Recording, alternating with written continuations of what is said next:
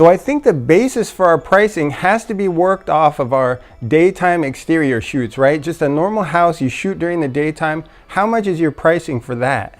So I think we've got to consider a few things when we come up with our twilight pricing. And the first one is the time. So how long does it take you to shoot a twilight exterior, and how long does it take you to shoot, your average daytime exterior and interior photos? And for me, it's about the same. So I'm not really going to consider the time. I will consider a little bit the fact that twilights are usually shot at a more awkward time, meaning, I might have to drive in rush hour traffic. It's kind of at an awkward time.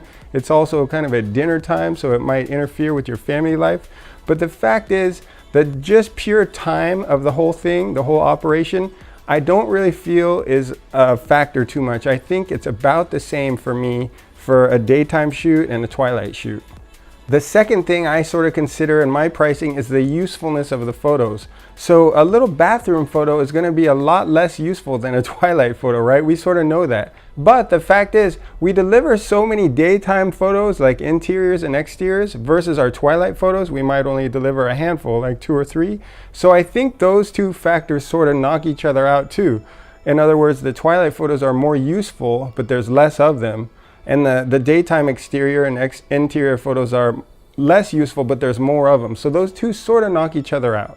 And the final and most useful metric, I think, in deciding your twilight pricing is the fact that there's only one slot a day, okay? And also the fact that that slot is not necessarily in the greatest time. It's kind of in an awkward time, as we've mentioned. You're having to deal with traffic maybe. And if we really think about this, just think if somebody makes bicycle seats or whatever example you want to come up with, if somebody can only make 1 per day, all other things being equal, and then another guy can make, say, 4 bicycle seats a day, the guy that can only make 1 per day, maybe it's higher quality, he's gonna have to charge a lot more, probably about 4 times more.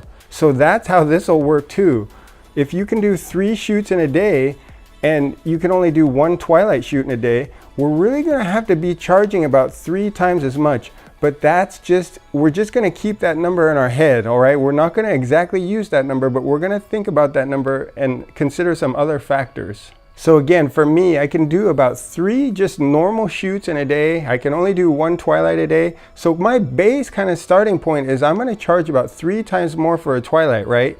But okay, how do I work that out? Because most of my clients aren't gonna go for that. Well, the truth is, I see twilights as an add-on. So usually when there's an add-on, let's say, you're selling extra stuff. It's just like when you go to Costco or whatever, right? When you're selling more in bulk, at least to a greater extent, you're gonna be able to lower the price, right? So just the fact that it's an add-on, I really feel comfortable kind of pumping that price down, all right?